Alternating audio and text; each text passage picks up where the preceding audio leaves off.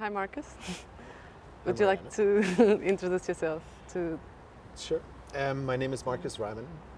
I'm the director, or one of the directors of TBA 21, which is leading work package 3 here in the Bauhaus of the Seas, but we're a contemporary art organization and advocacy organization that kind of works on the intersection between art, science, advocacy, legal systems. We have a collection on the one hand. On the other hand, we really work through long-term research projects, mainly focused on ecologies, but also social and environmental justice. And we have different cities in which we operate. Madrid is our main seat and headquarter, and we work here at the Thyssen Museum where we are today. We have a space in Venice that we operate, which is called Ocean Space, and now we currently have a 3-year collaboration with the city of Cordoba, where we're programming the C3A in collaboration with the city and with the Junta of the Andalusia. Great. So I'm Mariana Pestana. I am an architect, and I also work as a curator. And at the moment, I work at Instituto Superior Técnico in Lisbon and the Interactive Technologies Institute at the same university, which is a research center from where we are coordinating the Bauhaus of the Sea Sales project. We are here in Madrid as one of the quarterly meetings, and maybe I would like to start with this morning. You took us around this incredible exhibition called Liquid Intelligence, curated by Chus Martinez. You began by talking about this idea of liquid intelligence perhaps being too abstract a while ago, and it's being a lot more tangible now. So we are in a moment when these terms have entered our everyday language, and also they have entered practices of design, of art, of science too. And of course at TBA you have to a great extent been responsible, I guess, for this turn, supporting a lot of the artists, the thinkers that have engaged with what we now recognize as a liquid. So do you want to tell us a little bit about what that is? What is liquid intelligence? Not just in the context of the show, perhaps but more broadly. Well, we're still somehow very often exposed to kind of this trope, no? That means data creates knowledge, knowledge creates action, no? And whilst this is constantly propagated, we also see that we're very well aware of the climate crisis, climate catastrophe, whatever you want to call it, climate breakdown, right? And we've been so for many, many, many years, but at the same time, fossil fuel consumption goes up, extraction goes up, new extraction sites are being declared, and so on. And so there's not necessarily this linear bridge from knowledge to action, right? And so we are thinking a lot about what does actually trigger action, no? And there's more and more neuroscientific research that is being publicized at the moment that actually says meaning, context, and empathy is a lot shorter distance to action and meaningful action than just knowledge, no? And so we're thinking around what does that actually mean, no? And for working in the art space, it's a lot about context and meaning, and actually thinking through exhibitions as tools to create empathy. Is something super productive for us and super interesting for us to think about. And so this idea of liquid intelligence that sits somewhere else than just in fixed points, no? But floats through or moves amongst bodies, amongst organic and inorganic matter, that sits in matter itself or in ecosystems itself. So it's a lot about relationality on the one hand, and I think experience as a carrier of information a lot more so than just cerebrally to understand something cognitively, no? But it's really it's a question of context, it's a question of immersion, it's a question of really experiencing something that has a different quality in terms of the dissemination of information, right? And I think this is very much this is one aspect of what we mean when we're talking about liquid intelligence. Is this intelligence that is inherent in bodies, organic and inorganic, in ecosystems on the one hand, and then the way that it moves amongst each other and connects each other is through experience. You know? And so this is somehow one of the premises of the exhibition. It's interesting that you talk about neuroscience and these ideas. I mean, I'm fascinated by this idea of homeostasis, for example, right? Which has to do with not only survival but also well-being with others, right? With the context. So living in balance with one's context being something that's common to many species. It's one of those things we can learn. For example, Damasio talks about it in the case of bacteria and what we can learn from the social life of bacteria being this balance with their ecosystems.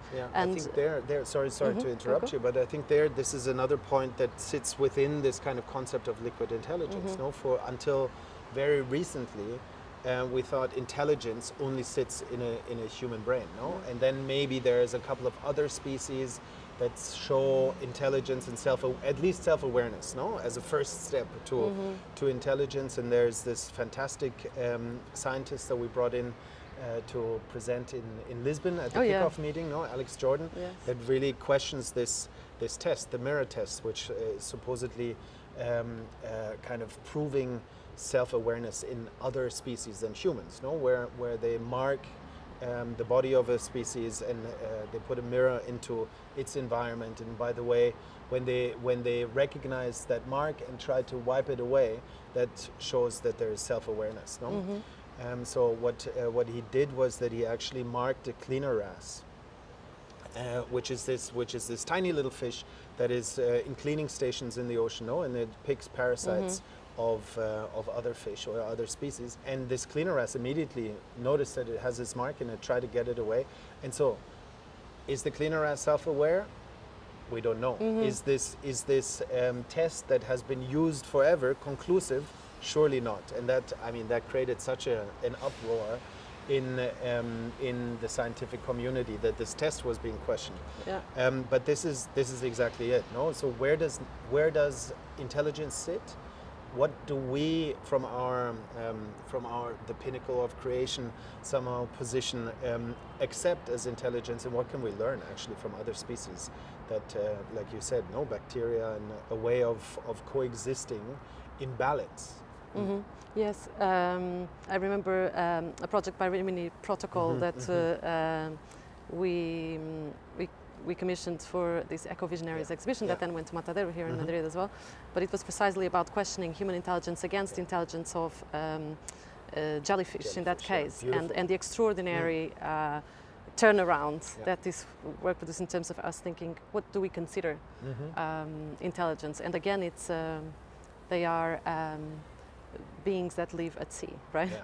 And there's something interesting when we are imagining, and I think we are here now today, right now, talking about a very specific form of practice that we want to begin with, the Bauhaus of the Sea Sails, which is this the idea of a blue makerspace as an interface, and one that learns from these liquid, fluid, oceanic, tidal modes of knowledge, I guess. So it learns from these, but also sets up a very interdisciplinary space. And I thought, again, at the exhibition this morning, there was this beautiful metaphor of this bridge, Venetian bridge, that is supported by bricks, but also supported by arch. And this correlation, the idea that the bridge is made of bricks and of the arch, kind of correlating with an idea of science and policy making, and then culture and ideas. And these things existing in time, that's what produces. This is something that is very key to our project. So how do you think those two worlds could live in a space that we imagine is this maker space, this blue maker space?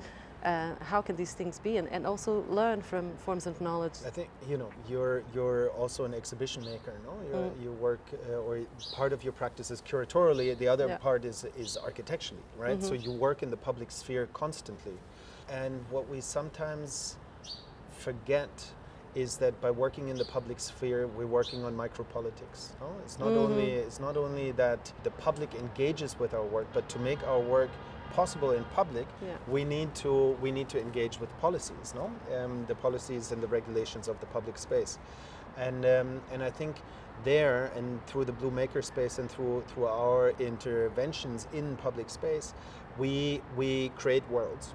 No? And these worlds, they butt up against, or they push the limits of policies. They push, and very often as we work in the art space, no, somehow it is deemed as temporary, and therefore other things are possible than if you put something permanent, and that means you can push the envelope a little bit more. Exactly. I love to think of exhibitions like states of exception, of exception, right, where you can rehearse possibilities that are not yet possible elsewhere. Often. And I think this is really that's a super challenging way of thinking about it. But on the other hand, it's also an invitation for the visitors to step into a speculative future. No? And then the question really becomes, how do we actually bridge the gap to that future? No? If we open a window to a not too distant future, no, and without going into utopias or something like that, no, but into something that actually has been made possible through this temporarity, right, or temporality, the ephemeral nature of our work. But then the question is, how do we actually solidify something like that? And I think one of the challenges, and this is where it's become so immensely generative, thinking with the ocean, no, is that there is no fixed point, there is no end, right? It's constantly moving, it's constantly evolving, and in a world that is changing so rapidly in so many different spheres, I think our desire to fix things, to give us security, is understandable, but it's completely unnatural, right? It's completely unnatural to, I mean, this is great, we can hold on to this and we can lean on it and all of that, but at some point it's gonna erode away, and we will have to change positions and all of that. And I think this is the really the beauty of thinking with liquid and moving systems, that it kind of it forces you to untether yourself from land-based linear binaries somehow, and really think along fluidity. And then when you start thinking through the regenerative power that the ocean has, this quality that it has to regenerate itself and regenerate ecosystems, coral reefs, and all of the systems that are currently being threatened, and then to think through materials coming from the ocean in a regenerative way, to think about, okay, something is excess here that could be something else there, and to think about a makerspace that actually is, as you say, in balance with its environment, rather than being extractive and until something is depleted, and then we find a new material until we deplete that, and so on, is a really interesting concept on the one hand, absolutely timely to think about also the life of materials. How long does something need to last when we know that we are currently in a super fast cycle of consumption, and on the other hand, to create such a space that is intimately connected to its surroundings, and environment, really also, I think, forces whoever the maker is to understand that they are in relation to the system, right? Exactly. If everything is plastic and you're kind of somehow in a cellar with lights on, right? It's really abstract to think, okay, where does this come from? How did it get here? What is going to happen to it? And hopefully it lasts as long as possible, even if people don't use it. I think, in design and architecture, it's become quite obvious that we design with ecosystems, whether we want to or not, whether consciously or unconsciously, whatever is produced impacts and interferes with places and people and animals and beings, very, very far from where the project is even presented or located. So this idea of designing for ecosystems or designing with interdependence in mind is so, it's become an idea in architecture and design that is recognized, but there are yet not so many examples of how to do it. And so one of the references that we I think was important for us when thinking about this space, this laboratory that we want to create in different cities, to think in this way. One of the references we had was, of course, the bioregional design methodology that's developed at Atelier Luma. And what's fascinating, and in relation to what you were saying, is that this bioregional approach recognizes that the context and the places where materials are sourced from, even if it defines a perimeter that is quite close, it's not stable. But it's something that changes and shifts, and so it completely transforms the way that design and architecture deal with materiality, the knowledge that it shapes landscapes very consciously. But then this thing that is new and difficult, I believe, which is to navigate the unknown. This changing. The fact that context is changing, that materials are changing. I wonder how in this physical space. So there were ideas, for example, about having a library of materials or something like this. But how can it be? We think these models are so rigid. The models that we have from the old world. How do we? I think this is, on the one hand, obviously, I think currently it doesn't matter if it's philosophy, the humanities, architecture, design, art. They're super attractive because they force you to think in different ways. They're very generative to think through these limitations or through these possibilities, on the one hand. On the other hand, you also see that it's, like you say, incredibly difficult to implement them in the systems that we live, that are rigid, that are fixed, that are designed for stability. And so therefore I find the Bauhaus of the Sea Sails as a proposition for 7 municipalities to actually embark on these parameters. So on a project that sits within the parameters to really hyper locally source materials, that thinks about the agency of materials and of consumers and of makers, that tries to think land and sea as constituency, as a continuous constituency, and the more than human as active parts in these constituencies. I think this is really this is incredibly courageous. I think for the Commission to award us this prototype. On the other hand, as it's a research project, it gives us really the possibility to intervene and work with these municipalities, academic organizations, institutions, cultural institutions, and have already in the design created a highly unusual constituency that still needs to find a language together, a language together to understand, okay, what do we mean when we say sustainability? What do we mean when we say inclusivity? What do we mean when we say aesthetics, right? It's something that we work with constantly. For others, it's highly unusual to work with the idea of aesthetics, because in many people's minds it comes down to taste, So it's like, I think that's the one thing. On the other hand, to create these maker spaces, that are based in this idea and connectedness to a region, but then also to the kind of the vectors of use of transport, of waste, all of this, I think gives people that are makers, that are usually, or often, not usually, but often not so concerned where does something come from, where does it go, who can participate in buying it, and so on, because we very often think global distribution, global supply chains, and all of that. I think it helps us rekindle a relationship to our regions. And that is something in this relationality.